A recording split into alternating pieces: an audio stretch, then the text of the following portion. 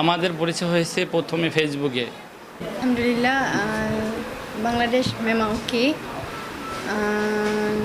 Lagi semua orang layan saya dengan baik. Diorang jaga makan. Sayang kat saya lah. উনি কি বলছেন মূল topic? ওকে, ও যেটা বলতে চাচ্ছে যে বাংলাদেশে আসছে, আসার পরে ওর খুবই ভালো লাগছে বাংলাদেশ। তারপরে বাংলাদেশের আমাদের যে আপ্যায়ন বা আমাদের যে আচার ব্যবহার সবই ওর কাছে ভালো লাগছে। সো ও মানে বাংলাদেশটাকে খুবই ভালোবাসে। মালয়েশিয়া থেকেও বলছে, বা মালয়েশিয়াতে আমাদের যখন সম্পর্কটা হয় তারপরে থেকে মানে বিস্তারিত তো আমার সাথে প্রায় শেয়ার করতো।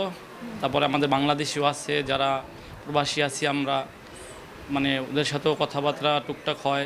দেখা যায় আমি এখানে বিজনেস করি, ওই ক্ষেত্রে দেখা যায় যে অনেকে মানে অনেকভাবে ভাবি সমালোচনা করে।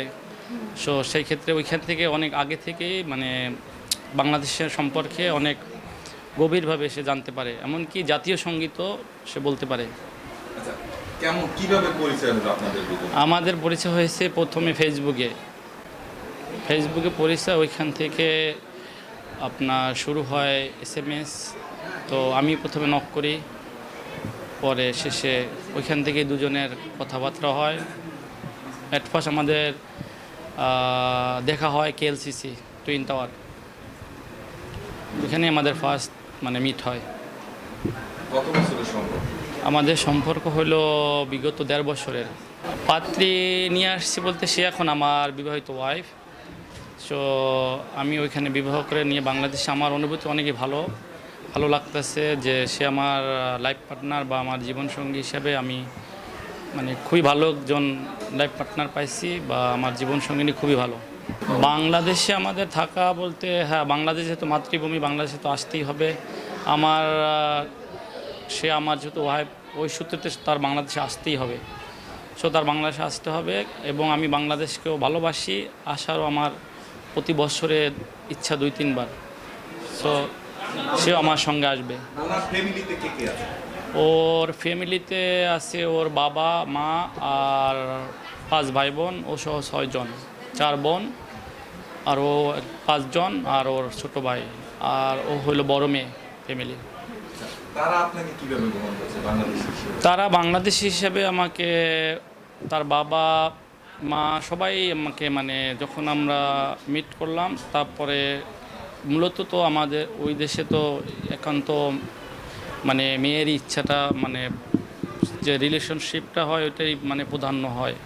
সো সেই ক্ষেত্রে ওর বাবা মা সবাই আমার সাথে ভালো, বা তারা এই সুসম্পর্ক, বা তারাও বিষয়টা খুব মানে ভালোভাবেই নিচ্ছে। তারপরে আমাদের আর কি বিবাহ বন্ধনে আবদ্ধ হয়। আচ্ছা, ওইখানে বসে বিবাহ করছেন কতদিন আগে? মালয়েশিয়াতে বিবাহ করছি sudah kawin 2 tahun kan? 2 tahun lebih, 2 বছরের বেশি। আপনি শুধু কি ভাবি আসছেন নাকি আর কেউ আসছে? না, এখন ঈদের ছুটি তো আমার ওইরকম আসারও কোনো প্ল্যান ছিল না। দেখা যায় যে বাংলাদেশে আসি না বিগত 7 বছর।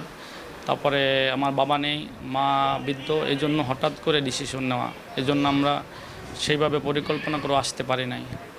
এখন মালয়েশিয়ারটা হলো দেখা যায় মালয়েশিয়ার কালচার আর আমাদের দেশের কালচার, যেমন আমরা বাংলাদেশি, তারা মালয়েশিয়ান।